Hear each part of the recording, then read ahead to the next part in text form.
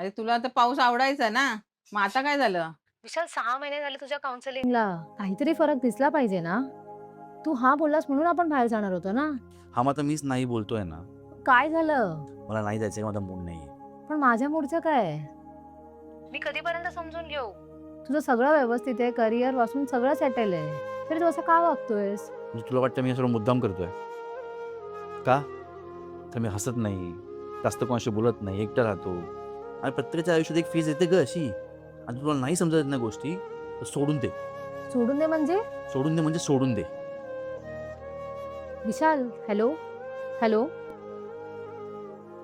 हे विशू, पाऊस बघ किती मस्त पडतोय. आई काय मस्त आहे त्यामध्ये. बाहेर बघ, ते चिखल, ट्रॅफिक, ट्रेन्स लेट असतात आणि माणसांना किती त्रास होतो त्याच्यामुळे. तो पाऊस आहे ना, खिडकीमध्ये चांगला वाटतो. अरे तुला तर पाऊस आवडायचा ना, मग आता काय झालं? जाऊन दे, तू खाली जा आणि अंडे आणि ब्रेड घेऊन ये.